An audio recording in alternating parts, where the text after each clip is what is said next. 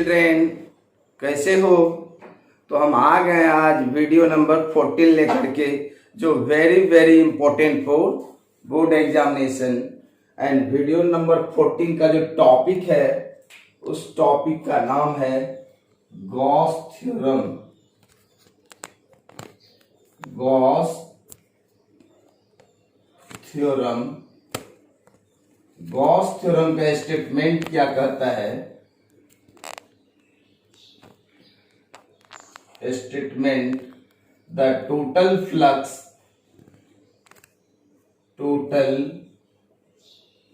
Electric flux through any closed surface is equal to the 1 by epsilon naught times of charge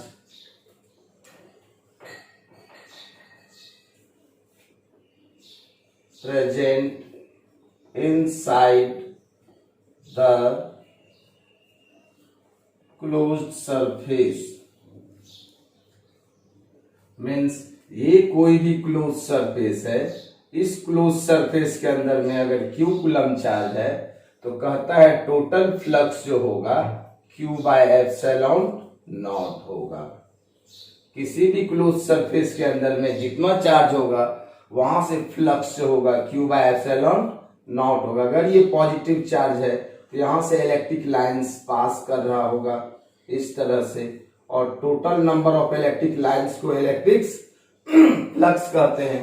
तो Gauss law के help से हम बहुत आसानी से फ्लक्स कैलकुलेट कर सकते हैं, phi equal to Q by epsilon naught.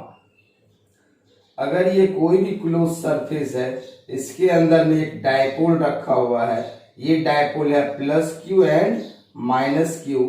अगर यहां से टोटल फ्लक्स पूछे तो total charge divided by epsilon naught, total charge हो जाएगा Q minus Q by epsilon naught equal to 0 by epsilon naught. ये क्या हो जाएगा? 0 हो जाएगा। अगर ये कोई भी क्लोज सरफेस है, यहाँ पे Q1 कूलम चार्ज है, ये क्लोज सरफेस है, इसमें Q2 कूलम चार्ज है, तो अगर हम इस सरफेस से फ्लक्स कैलकुलेट करते हैं, इस सरफेस से, तो इस सरफेस से फ्लक्स हो जाएगा φ1 इक्वल टू, इस क्लोज सरफेस के अंदर में कितना चार्ज है? Q1, तो Q1 बाय एप्सिलॉन नॉट। अगर इस सरफेस से फ्लक्स कैलकुलेट करें तो यहां से फ्लक्स हो जाएगा इस सरफेस के अंदर में Q1 एंड Q2 दोनों चार्ज है, सो Q1 plus Q2 bye epsilon naught. तो इस तरह से हम फ्लक्स को कैलकुलेट कर सकते हैं with the help of Gauss law. ठीक है, यहां तक चलते हैं आगे। अब हम देखते हैं ये गॉस लॉ का प्रूफ कैसे होगा। गॉस लॉ का प्रूफ: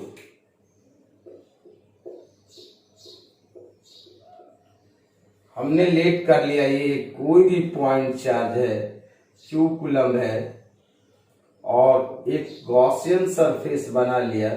ये जो सरफेस है, इस सरफेस को हम कहते हैं गॉसियन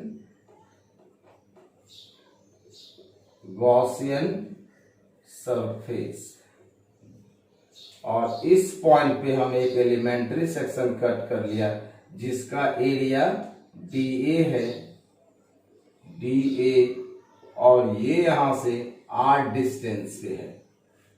तो यहाँ पे यूनिट वेक्टर खींचेंगे तो यूनिट वेक्टर और area vector both are perpendicular, और इस Q कूलम चार्ज के कारण अगर इस पॉइंट पे इलेक्ट्रिक फील्ड के डायरेक्शन को दिखाएंगे तो यहाँ पे टेस्ट चार्ज +1 कूलम लेते हैं, और ये पॉजिटिव चार्ज इस पॉजिटिव को क्या करेगा? रिपेल करेगा। तो इंटेंसिटी का भी डायरेक्शन इसी लाइन पे होगा जो E होगा। तो यहां से अगर हम निकालें total flux d5 is equal to EDA close surface है, जो इक्वल क्या हो जाएगा? Q by epsilon naught. तो ई और डी ए को इंटीग्रेट करेंगे तो ई ए हो जाएगा जो किसके इक्वल हो जाएगा, क्यू बाय एप्सिलॉन नॉट। और इस पॉइंट चार्ज का यहाँ पे इलेक्ट्रिक फील्ड होगा 1/4 epsilon naught into Q by R square. ये आर डिस्टेंस पे है और इस गॉसियन सरफेस का एरिया हो जाएगा, ये गॉसियन सरफेस स्फेरिकल शेप का है तो ये स्फीयर का एरिया होता है 4 R square equal to Q by epsilon naught. तो 4 से 4 कैंसिल, आर स्क्वायर से आर स्क्वायर कैंसिल, और इसी को हम क्या कहते हैं, फ्लक्स कहते हैं। तो means Q by epsilon naught equal to क्या आ गया मेरा, फाई आ गया। So net flux through any close surface is equal to Q by epsilon naught. ठीक है, चले आगे। ठीक है, यहां तक चलते हैं आगे। ये गॉस लॉ का प्रूफ था। अब हम यहां पे देखते हैं what is Gaussian surface. Gaussian surface क्या होता है? गॉसियन सरफेस, गॉसियन सरफेस कहते हैं द सरफेस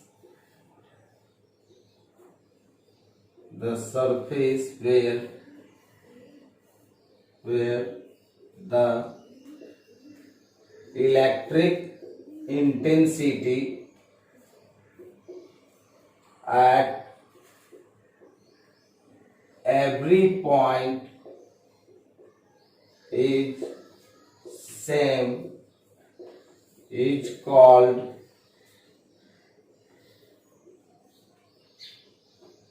गॉसियन सरफेस। मतलब ऐसा सरफेस जिसके एवरी पॉइंट पे इलेक्ट्रिक फील्ड स्ट्रेंथ सेम होता है उसी को हम क्या कहते हैं, गॉसियन सरफेस कहते हैं। जैसे एग्जांपल में ले लिया नंबर ए, पॉइंट चार्ज। तो पॉइंट चार्ज का गॉसियन सरफेस का शेप कैसा होगा,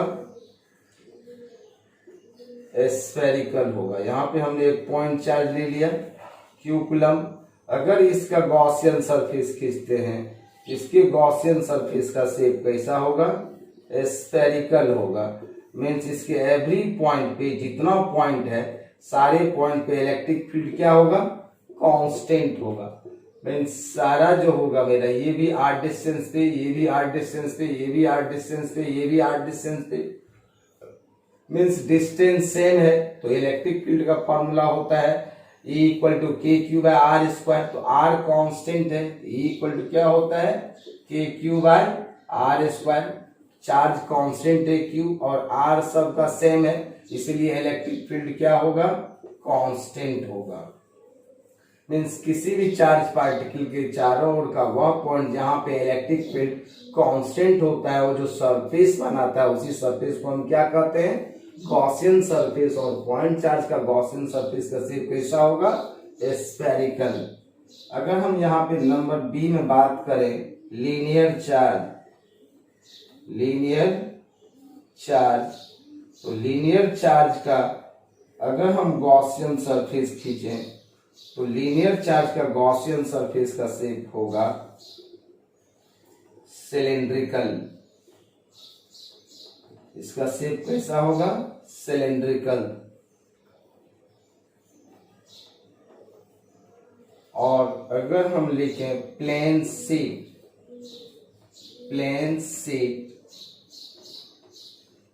तो प्लेन शीट का गॉसियन सरफेस का शेप होगा प्लेन।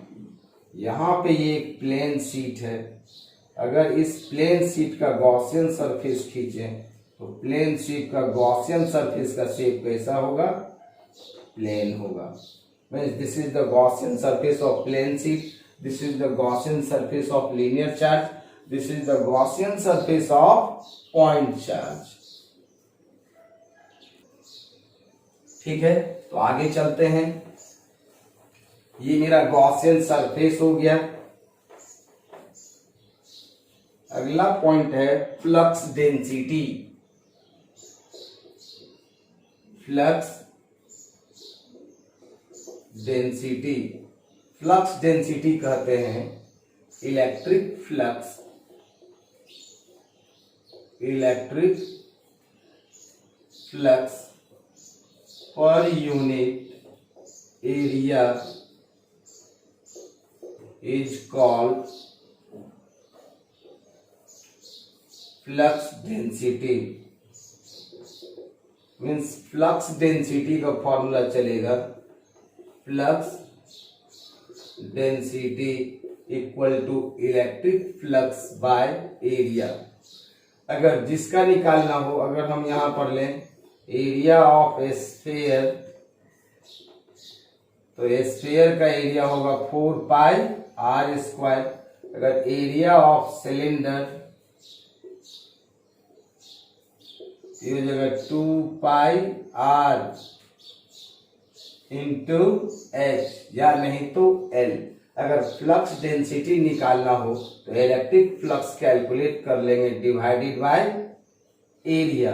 इलेक्ट्रिक फ्लक्स को हम पढ़े थे E dot A by A cancel, means electric flux is equal to electric intensity, ये हो जाएगा न्यूटन पर कूलम।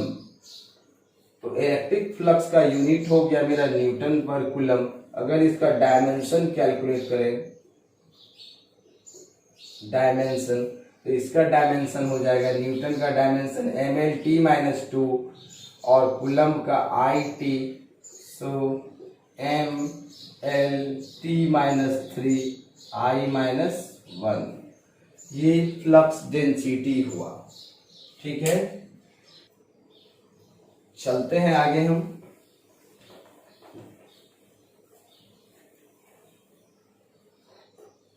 अगर एक ये क्वेश्चन है, ये एक क्यूब है,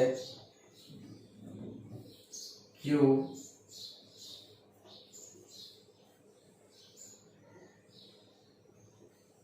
इस क्यूब के सेंटर पे क्यू कूलम चार्ज रखा हुआ है, तो कह रहा है निकालने के लिए टोटल फ्लक्स क्या होगा। नंबर ए में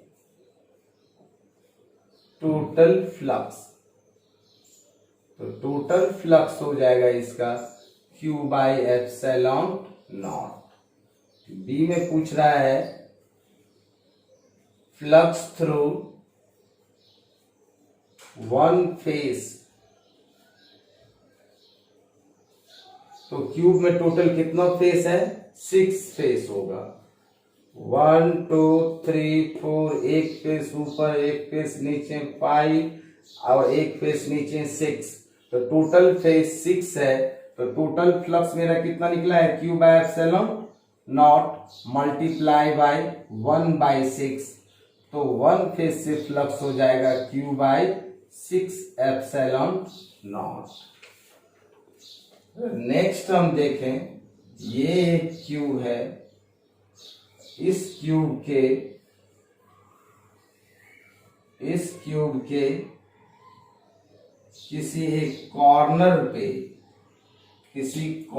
पे क्यू कूलम चार्ज रखा हुआ है, तो कहता है इलेक्ट्रिक फ्लक्स क्या होगा। तो फाई इक्वल टू एक फेस से फ्लक्स कितना होता था, Q बाय 6 एप्सिलॉन नॉट, और इस कॉर्नर पे कितना फेस मिल रहा है, 1 2 एंड 3, इस फेस पे 3 फेस मिल रहा है और इस तीनों फेस से फ्लक्स पास नहीं करेगा, इसीलिए divided by 3। So total flux और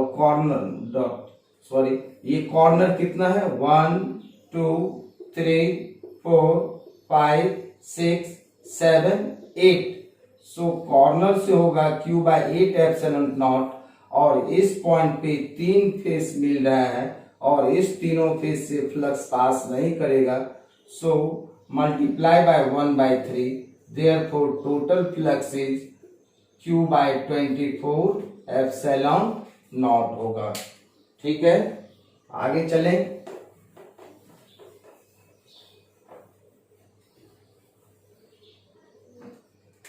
यहां पे दिया हुआ है, ये क्वेश्चन है, ये पॉइंट यहां से यहां तक ए है, ये 2a है और ये 3a है। ठीक, ये इसका सेंटर है। यहां पे रखा हुआ है Q1 चार्ज, यहां पे रखा हुआ है इस पॉइंट पे Q2 चार्ज, इस पॉइंट पे रखा हुआ है Q3 चार्ज, यहां पे रखा हुआ है Q4 चार्ज। नंबर ए में कह रहा है ऐसा स्फेयर जिसका रेडियस इज इक्वल टू ए, तो फ्लक्स क्या होगा बताइए। तो रेडियस ए के बराबर है, तो यहाँ पे एक गॉसियन सरफेस खींचेंगे जिसका रेडियस ए के इक्वल हो, तो इसके अंदर में कितना कूलम चार्ज है, Q1। So flux is equal to Φ1 हो जाएगा Q बाई एप्सिलॉन नॉट। अगर दूसरा पूछ रहा है ऐसा स्फीयर जिसका radius r equal to 2a है, तो 2a रेडियस वाले बनाएंगे और 2a रेडियस के अंदर में कितना कूलम चार्ज है, Q1 एंड Q2 दोनों आ रहा है। So total flux is equal to Q1 plus Q2 by epsilon naught. अगर सी नंबर में पूछ रहा है ऐसा रेडियस जिसका रेडियस ग्रेटर देन 4a है, ग्रेटर देन 4a, यहां तक 3a है, यहां तक 4 है, 4a से ग्रेटर है, 4a से ग्रेटर वाला रेडियस ये हो जाएगा और इसके अंदर में टोटल चार्ज हो जाएगा Q1, Q2, Q3 and Q4। So total flux is equal to Q1 plus Q2 plus Q3 plus Q4 by epsilon naught हो जाएगा। इस तरह से हम फ्लक्स को कैलकुलेट कर सकते हैं। एक क्वेश्चन दिया हुआ है, a cylinder is placed in a uniform electric field E with its axis parallel to the field, find the total flux। Question में कह रहा है ये एक सिलेंडर है, ये एक सिलेंडर है, सिलेंडर रखा हुआ है यूनिफॉर्म इलेक्ट्रिक फील्ड में और ये सिलेंडर का एक्सिस है और क्वेश्चन में दिया हुआ है एक्सिस जो है इलेक्ट्रिक फील्ड के पैरेलल है। मीन्स ये है मेरा इलेक्ट्रिक फील्ड, ये इलेक्ट्रिक फील्ड, ये भी इलेक्ट्रिक फील्ड है। तो इसमें कह रहा है कि टोटल फ्लक्स कैलकुलेट कीजिए, इलेक्ट्रिक फील्ड सिलेंडर के एक्सिस के पैरेलल है। तो हम लेट, ये मेरा क्या है, इसको लेट कर लिया, इसका रेडियस r है। अगर इस फेज से फ्लक्स कैलकुलेट करें, इस फेज पे एरिया वेक्टर अगर हम खींचते हैं तो dA का डायरेक्शन किधर होगा, पैरेलल टू द एक्सिस, और इलेक्ट्रिक फील्ड का भी डायरेक्शन किधर है, इसी डायरेक्शन में अलोंग द एक्सिस। यहाँ पे थीटा कितना डिग्री है, 0 डिग्री। अगर हम इस फेज से फ्लक्स कैलकुलेट करते हैं, ये भी रेडियस r है, यहाँ पे एरिया वेक्टर का जो डायरेक्शन होगा dA, anti parallel to electric field, electric field का डायरेक्शन इधर है, यहाँ पे थीटा कितना डिग्री है, 180 डिग्री है, यहाँ थीटा 180 डिग्री। अगर कर्व फेज से अगर हम एरिया वेक्टर लेते हैं तो यहाँ पे एरिया वेक्टर का डायरेक्शन डी इधर होगा और इलेक्ट्रिक फील्ड एक्सिस के पैरेलल है, तो यहाँ पे एंगल कितना डिग्री होगा, 90 डिग्री होगा। तो हमने लेट कर लिया, इस फेज से फ्लक्स पास कर रहा है Φ1, इस फेज से कर रहा है Φ2, इस फेज से कर रहा है Φ3। तो नेट फ्लक्स क्या हो जाएगा, नेट फ्लक्स हो जाएगा Φ इक्वल टू, फ्लक्स स्केलर होता है, Φ1 प्लस Φ2 प्लस Φ3। तो नेट फ्लक्स हो जाएगा, Φ1 हो जाएगा EDA means EA plus EDA cos 90 degree, cos 90 का वैल्यू कितना होता है, 0। ये क्या हो जाएगा मेरा 0 plus pi 3 E D A cos 180 degree, और कॉस 180 का वैल्यू होता है -1, so minus E A, therefore net flux is equal to 0। समझ गए? ठीक है, तो चलते हैं हम आगे। इसके बाद हम देखते हैं एप्लीकेशन ऑफ गॉस लॉ या गॉस थ्योरम। टॉपिक है application of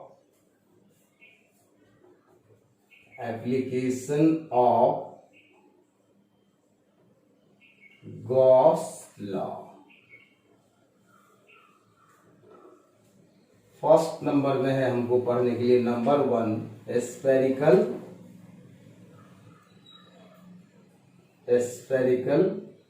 cell. Spherical shell का इलेक्ट्रिक फील्ड निकालना है।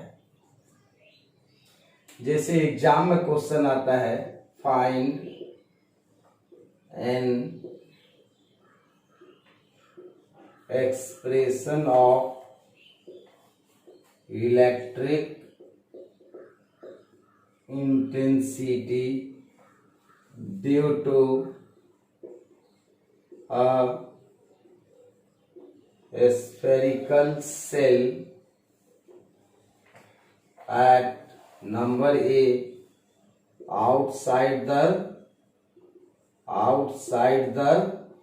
surface, number B at the surface, and number C inside the surface. ये वेरी वेरी इंपॉर्टेंट क्वेश्चन होता है बोर्ड के लिए, जो एग्जाम में आता है। हर साल गॉस लॉ के एप्लीकेशन से एक न एक क्वेश्चन जरूर पूछता है। तो हम देखते हैं स्फेरिकल सेल का कैलकुलेट कर करके। स्फेरिकल सेल का फर्स्ट नंबर में हमको निकालना क्या है, outside the surface means R greater than R। Let कर लिया हमने, ये एक स्फेरिकल सेल है जिसका रेडियस R है और Q कूलम चार्ज है जो यूनिफॉर्मली डिस्ट्रीब्यूटेड है स्फीयर के सरफेस पे। तो हमको कह रहा है outside the surface electric field calculate कीजिए। हमने लेट कर लिया, ये कोई भी पॉइंट P है जो सरफेस के आउटसाइड में है और ये डिस्टेंस R है। यहां देख रहे हो, ये R greater then this R, और इसी पॉइंट पे हमको इलेक्ट्रिक फील्ड कैलकुलेट करना है। Means let us consider a spherical shell having Q coulomb charge is uniformly distributed on over A। We have to calculate electric field intensity at the point P, which is situated at a distance R such that R is greater than R. For this, we draw a Gaussian surface about this point, and this Gaussian surface behaves like a spherical cell. ये कैसा surface है? Gaussian surface. We take an elementary section at this Gaussian surface, and area of elementary section is dA, and the direction of dA is parallel to its radius. और इस P point पे electric field का direction किधर होगा? E। तो हमको यही पूछ रहा है, इसमें इलेक्ट्रिक फील्ड क्या होगा कैलकुलेट कीजिए। सबसे पहले हम क्या निकाल लेते हैं, flux through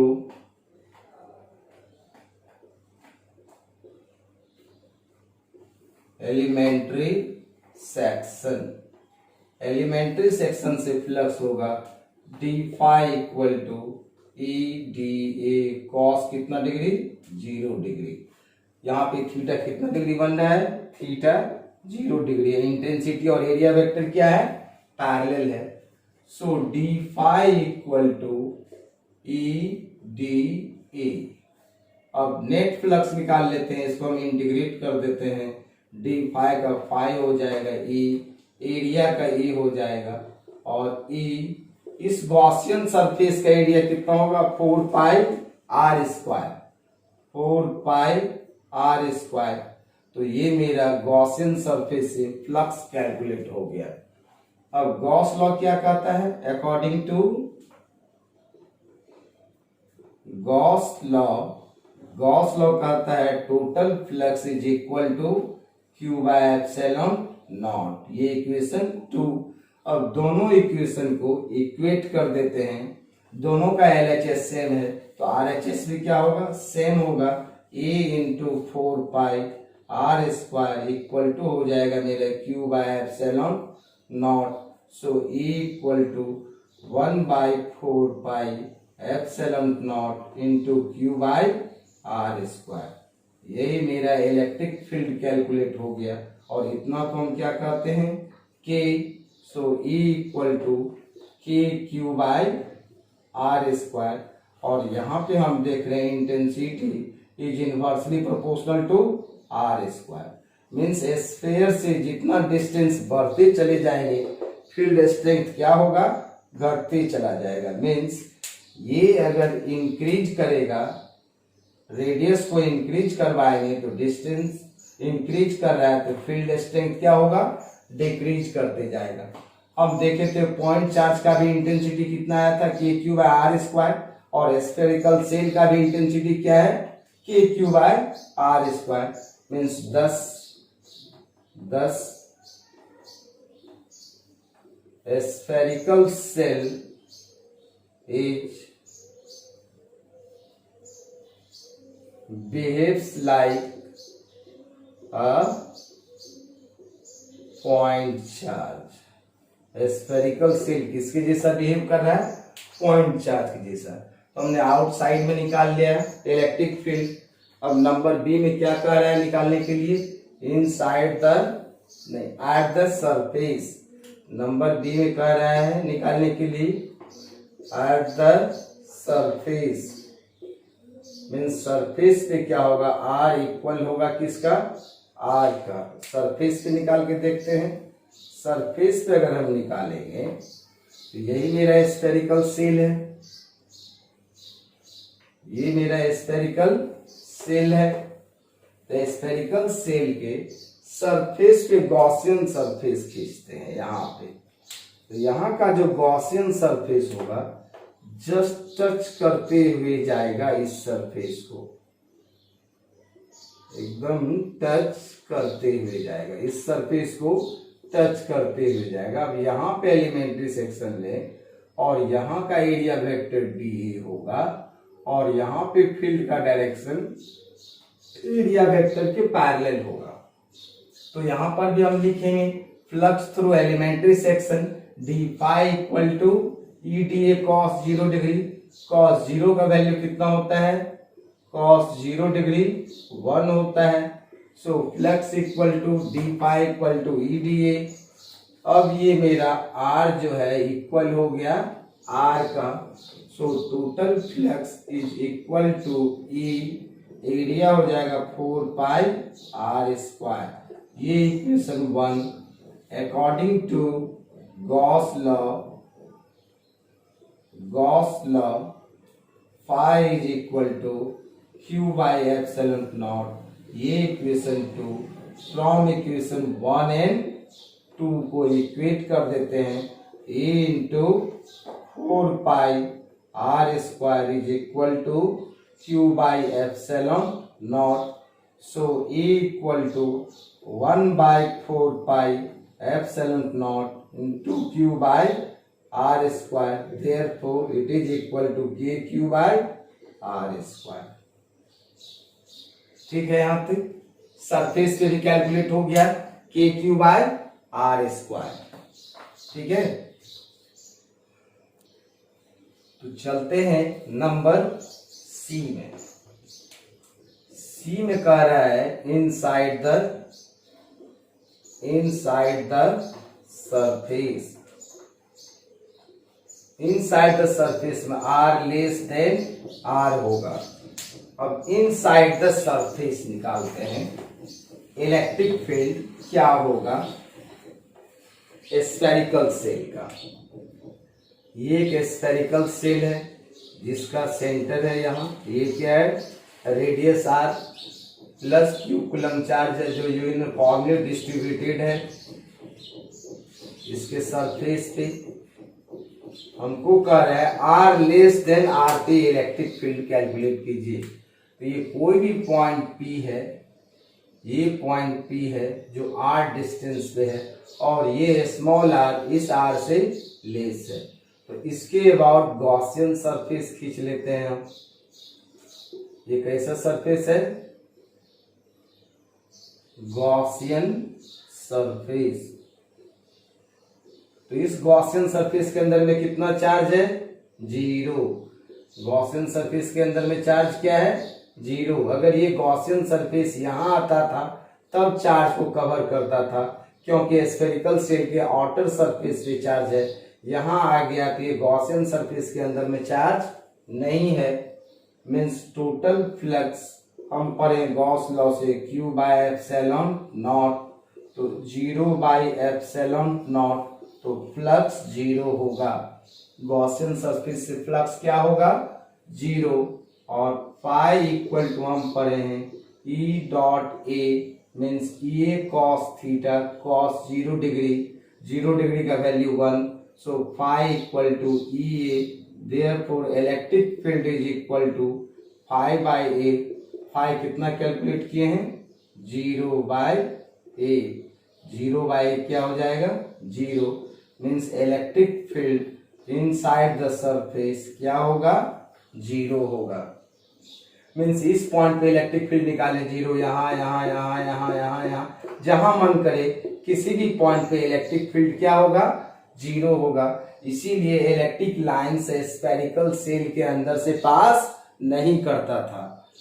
Why? Because electric field inside the spherical cell is 0. Spherical shell के अंदर में इलेक्ट्रिक फील्ड क्या होता है 0 हुआ, इसीलिए इलेक्ट्रिक लाइंस पास नहीं करता है स्फेरिकल सेल के इनर सरफेस से। तो हमने देख लिया outside the surface, eight the surface and inside the surface. अब इसका हम देखते हैं variation of field, variation of E with distance from the center। अब E का वेरिएशन सेंटर से कैसे होता है उसको हम ग्राफिकली देखते हैं। ये मेरा एक्स एक्सिस है, ये वाई एक्सिस है, ये सेंटर है, ऑरिजिन पॉइंट है। हम देख रहे हैं स्फेरिकल सेल के सेंटर पे, यहाँ पे इंटेंसिटी क्या है 0, यहाँ भी क्या 0, यहाँ भी क्या 0, यहाँ यहाँ यहाँ यहाँ यहाँ यहाँ सब जगह 0 है इंटेंसिटी। मीन्स ये जो मेरा डिस्टेंस है यहां से लेकर के just inside the surface, means इस पॉइंट तक इलेक्ट्रिक फील्ड क्या होगा 0 होगा। मीन्स इस सरफेस के अंदर में इलेक्ट्रिक फील्ड क्या है मेरा 0 है। अब हम इस सरफेस से बाहर जा रहे हैं, यहां से बाहर, तो देखें intensity inversely proportional to R square है। तो यहां से ग्राफ शुरू होगा और ये इस तरह से ये कहां पे टच करेगा जा करके इन्फिनिटी पर। मीन्स इलेक्ट्रिक लाइंस पास करेगा तो कहां तक जाएगा यहाँ से इनफाइनाइट तक जाएगा। मीन्स ये हो गया E inversely proportional to R square का। मीन्स इस एक्सिस पे R है और इस एक्सिस पे E है। हम यहाँ पर देख रहे हैं यहाँ इंटेंसिटी 0, यहाँ यहाँ यहाँ यहाँ यहाँ 0, just outside the surface maximum है। उसके बाद क्या हो रहा है इंटेंसिटी धीरे धीरे डिक्रीज कर रहा है, धीरे धीरे क्या हो रहा है डिक्रीज कर रहा है। और किस पॉइंट पे जाकर के 0 हो जाएगा इंफिनिटी पे जाएगा तो इंटेंसिटी क्या हो जाएगा 0 हो जाएगा। Means this is the variation of intensity with distance का ग्राफ हो गया। ठीक है। दूसरा एप्लीकेशन है गॉस लॉ का linear charge. Linear charge means एक इनफाइनाइटली लॉन्ग चार्ज है, उसके कारण इलेक्ट्रिक फील्ड कैलकुलेट करना है। एग्जाम में क्वेश्चन आता है using Gauss law find an expression of electric field intensity of A infinitely long wire at any point P. हमने लेट कर लिया, ये कोई भी इनफाइनाइटली लॉन्ग वायर है और इसका प्लस क्यू कूलम चार्ज है जो यूनिफॉर्मली डिस्ट्रीब्यूटेड है। ये क्यू कूलम चार्ज है जो यूनिफॉर्मली डिस्ट्रीब्यूटेड है and we had to calculate the electric field intensity at the point P which is situated at a distance r from the linear charge. For this we draw a Gaussian surface about this point and this Gaussian surface is behaves like cylindrical in shape. देखे थे थोड़ा देर पहले linear charge का Gaussian surface का face कैसा होगा, cylindrical होगा। अब इसमें कितना फेस बन गया है, एक फेस नीचे वाला 1, एक फेस ऊपर वाला 2 और एक ये मेरा जो सरफेस है ये फेस हो गया। अब तीनों फेस से हम फ्लक्स लेते हैं। यहाँ पे अगर हम एलिमेंट्री सेक्शन ले ये, तो यहाँ पे DA का डायरेक्शन इस तरफ होगा। अगर इस प्लेन पे एलिमेंट्री सेक्शन ले तो यहाँ पे DA का डायरेक्शन इधर होगा पैरेलल टू एक्सिस। यहाँ पे अगर हम एलिमेंट्री सेक्शन ले तो यहाँ पे भी होगा DA का direction parallel to the axis. अब यहाँ पे देखते हैं, यहाँ भी इलेक्ट्रिक फील्ड का डायरेक्शन इधर है, इस पॉइंट पे भी इलेक्ट्रिक फील्ड का डायरेक्शन इधर है। यहाँ पे थीटा कितना डिग्री है, यहाँ भी फील्ड का डायरेक्शन किधर है, एरिया वेक्टर के पैरेलल है। यहाँ थीटा कितना डिग्री, 0 डिग्री। यहाँ पे थीटा कितना डिग्री है, 90 डिग्री। इस पॉइंट पे थीटा कितना डिग्री है, 90 डिग्री। तो यहाँ से फ्लक्स क्या हो जाएगा, 0। यहाँ का फ्लक्स क्या हो जाएगा, 0। बट यहाँ का फ्लक्स क्या होगा, D phi equal to A D A होगा। सिर्फ कर्व से फेस से फ्लक्स पास करेगा, अप और डाउन से फ्लक्स पास नहीं करेगा। तो इसमें भी हम निकाल लेते हैं फ्लक्स थ्रू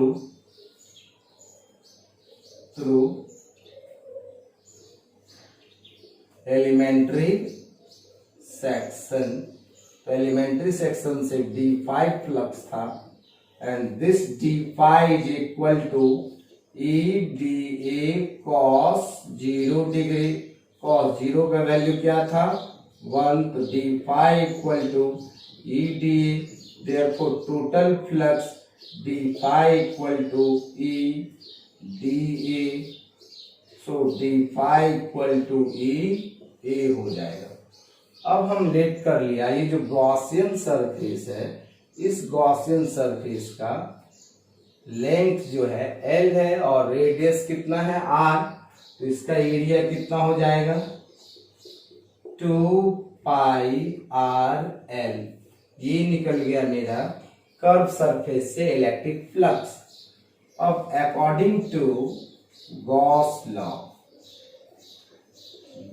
लॉ कहता है pi equal to Q by epsilon not होगा, this is equation 2 and equation 1 and 2 we get A into 2 pi RL equal to Q by epsilon naught. तो ये कितना हो जाएगा, Q by 2 pi epsilon naught RL। आप यहाँ पे देखो Q बाई L को लीनियर चार्ज डेंसिटी कहते हैं और Q बाई L को क्या कहते हैं, lambda. So E equal to lambda by 2 pi epsilon naught into R. This is the electric field intensity of an infinitely long charge at any point P या point distance R from the axis. Here we see that electric intensity is inversely proportional to R. यहाँ R square नहीं है। अगर अब इसमें हम देखें variation of field with distance of linear charge means variation of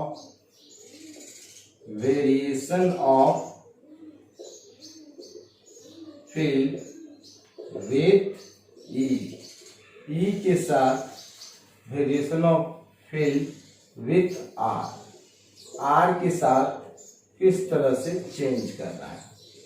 यहाँ पे हमने लिया एक्स एक्सिस, ये है वाई एक्सिस, यहाँ पे फील्ड ई है और ये आर है।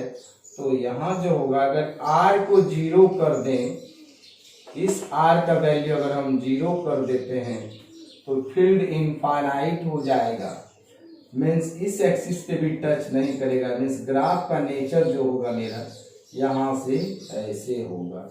ये कहाँ तक जाएगा? इन्फिनिटी। ये भी कहाँ तक जाएगा? इन्फिनिटी। मीन्स इनफाइनाइट डिस्टेंस पे ये मेरा कहाँ पे आ जाएगा? ओरिजिन पे। यहाँ पे क्या है? ई इनवर्सली प्रोपोर्शनल टू आर।